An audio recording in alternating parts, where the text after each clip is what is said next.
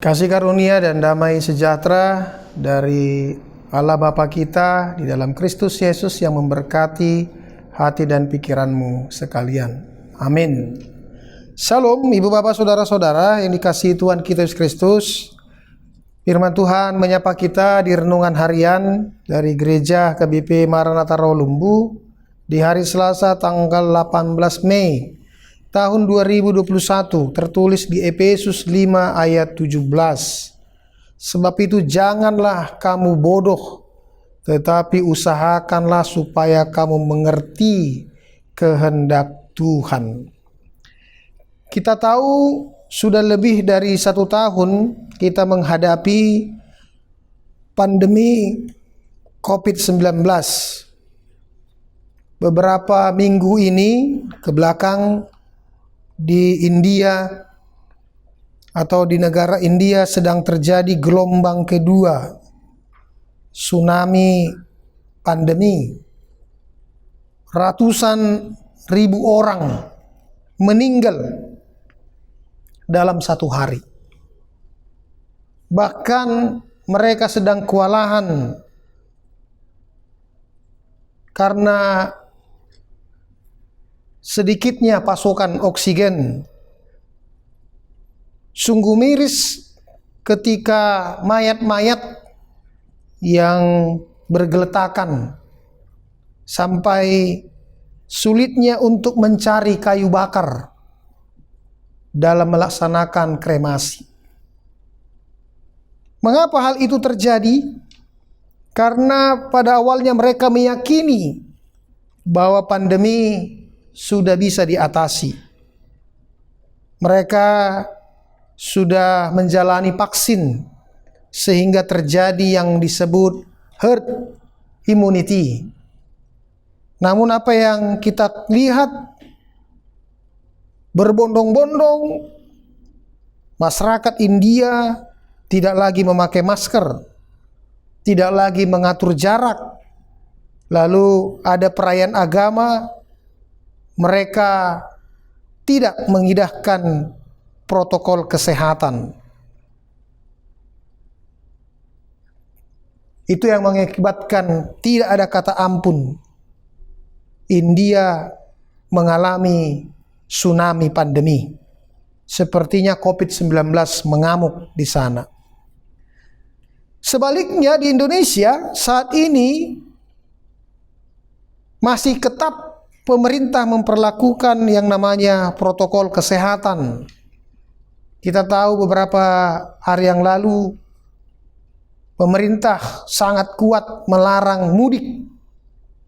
Yang walaupun kita tahu ada beberapa atau mungkin sedikit yang akhirnya melakukan mudik, masyarakat Indonesia secara diam-diam atau sudah lebih dahulu pulang kampung untuk bertemu dengan sanak famili. Mereka tidak mematuhi anjuran dari pemerintah. Kita berdoa supaya mereka tidak terpapar COVID-19. Namun pengamatan saya, sejauh ini masyarakat Indonesia masih taat kepada pemerintah. Mereka masih mematuhi protokol kesehatan. Itu sebabnya kita melihat sampai hari ini tidak terjadi ledakan penyebaran virus seperti di negara India. Ini adalah 2 contoh sisi pengalaman hidup, pengalaman pemerintah yang sangat berbeda.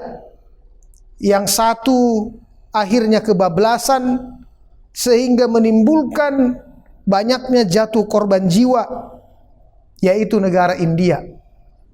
Masyarakat akhirnya meluapkan kekesalannya, caci makinya kepada pemerintah karena ledakan virus tersebut. Nasihat firman Tuhan hari ini jelas mengatakan supaya kita jangan menjadi bodoh, tetapi usahakanlah supaya mengerti kehendak Allah. Bodoh itu sama dengan bebal, sama juga dengan sulit diajar, sulit diatur. Lawan kata bodoh bukan pintar atau bukan jenius, tetapi justru melalui firman Tuhan hari ini, lawan kata bodoh itu adalah mengerti kehendak Tuhan.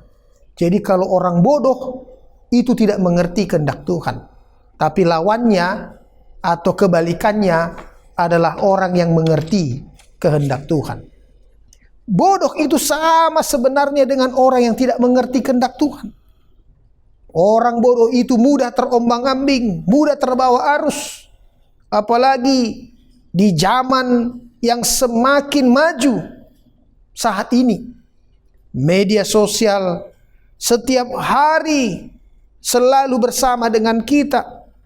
Berita ke berita dari detik atau menit selalu berseliweran di dalam kehidupan kita. Dan tentunya tidak semua itu benar. Ada juga berita-berita yang tidak benar. Oleh karena itulah firman Tuhan hari ini penting kita supaya mengerti kehendak Allah, mengerti kehendak Tuhan, supaya kita jangan bodoh. Kita terima berita yang tidak benar, lalu kita sebarkan kepada keluarga, kepada teman-teman. Bagaimana kalau seandainya kita itu adalah figur yang dihormati, figur yang dianggap layak untuk menjadi orang sebagai narasumber. Ternyata berita yang kita sampaikan itu bukan berita yang benar, tapi berita yang tidak benar atau sering dikenal sekarang ini adalah hoax. Betapa malangnya lah mereka akhirnya mengikuti berita yang tidak benar tersebut. Oleh karena itu, jangan gampang menyebarkan informasi, jangan gampang menyebarkan berita yang belum tentu berita itu adalah berita yang benar. Ibu, bapak, saudara-saudara, sangat penting bagi kita di dalam kehidupan ini menjalani kehidupan kita dengan mengerti kehendak Tuhan. Bila kita telah mengerti kehendak Tuhan, maka kita akan tahu apa yang Tuhan ingini dalam kehidupan ini. Kita tidak akan mudah terombang-ambing. Kita akan tidak mudah disesatkan oleh rupa-rupa di dalam kehidupan dunia ini. Dunia yang kita jalan ini masih penuh dengan roh-roh kegelapan. Masih penuh dengan penyesat-penyesat yang selalu berusaha untuk menyesatkan kita. Itu sebabnya yang pertama sekali kita butuhkan di dalam kehidupan kita adalah hikmat Allah. Hikmat Allah akan membawa kita kepada pengertian akan kehendak Tuhan. Bagaimana caranya, ibu, bapak, saudara-saudara, supaya kita memiliki pengertian akan kehendak Tuhan? Yang pertama adalah berdoa. Doa tidak boleh doa kita itu putus. Setiap hari, setiap waktu kita harus berdoa. Ketika kita membangun doa dengan Tuhan atau komunikasi dengan Tuhan, maka roh Tuhan itu akan mengajari kita. Karena roh Tuhan itu akan selalu tinggal dalam kehidupan kita. Tapi kalau kita tidak lagi mau berdoa, bagaimana kita mau mengerti kehendak Tuhan? Karena roh Tuhan pun tidak akan mau mengajari kita. Hidup kita sudah terputus dengan Tuhan. Oleh karena itu doa itu akan menghubungkan kita kembali dengan Tuhan. Yang kedua, supaya kita senantiasa bergaul dengan firman-Nya.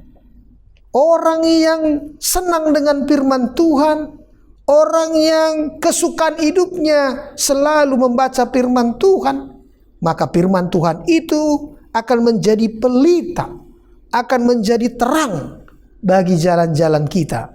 Seperti dikatakan di dalam kitab Mazmur itu, Mazmur 119 ayat 105, firman-Mu pelita bagi kakiku dan terang bagi jalanku. Yang ketiga, supaya kita mengerti kehendak Tuhan adalah lakukanlah perintah-Nya. Dari mana perintah Tuhan itu? Dari firman yang telah diajarkan dari para hamba-hamba Tuhan. Perintah Tuhan itu tidak akan pernah membawa kita kepada kehancuran, tidak akan pernah membawa kita kepada kecelakaan, tapi justru akan membawa kita kepada kehidupan yang sesungguhnya. Oleh karena itu, pemerintah juga sebenarnya adalah wakil Tuhan. Maka kita harus taat kepada pemerintah. Patuhilah apa yang dikatakan pemerintah, karena pemerintah yang baik tidak akan menjerumuskan masyarakatnya.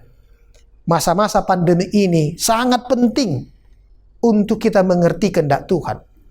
Masa-masa pandemi ini sangat penting untuk kita mentaati apa yang dikatakan oleh pemerintah. Kalau pemerintah mengatakan tetap jaga protokol kesehatan, maka patuhilah itu. Maka hidupmu akan dibawa kepada kehidupan, bukan kepada kecelakaan. Karena itu, kenalilah terus kehendak Tuhan, jangan menjadi bodoh. Karena orang bodoh tidak akan mengerti apa yang diinginkan Tuhan dari kehidupannya. Amin. Mari kita berdoa. Terima kasih Tuhan buat firman yang kami dengarkan. Ajari kami Tuhan untuk tidak menjadi bodoh dalam kehidupan ini. Orang yang bodoh bukan maksudnya dia tidak sekolah. Tapi seringkali orang yang bersekolah pun bisa menjadi bodoh karena dia tidak mengerti kehendak Tuhan. Hanya orang yang mengerti kehendak Tuhanlah memiliki hikmat dalam kehidupannya untuk melakukan apa yang terbaik, apa yang diinginkan Tuhan dari mereka. Ajari kami Tuhan supaya mentaati apa yang dilakukan pemerintah, apa yang dianjurkan pemerintah. Karena pemerintah yang baik tidak akan pernah membawa kami untuk terjerumus dalam kecelakaan, tapi justru akan membawa kami kepada kehidupan. Berkati tugas-tugas kami hari ini, kuatkan kami. Bila ada yang sakit, mari Tuhan sembuhkan. Terima kasih ya Tuhan. Anugerah Tuhan kita Yesus Kristus, kasih setia dari Allah Bapa, dan persekutuan Roh Kudus itulah senantiasa menyertai dan memberkati engkau sekalian. Amin.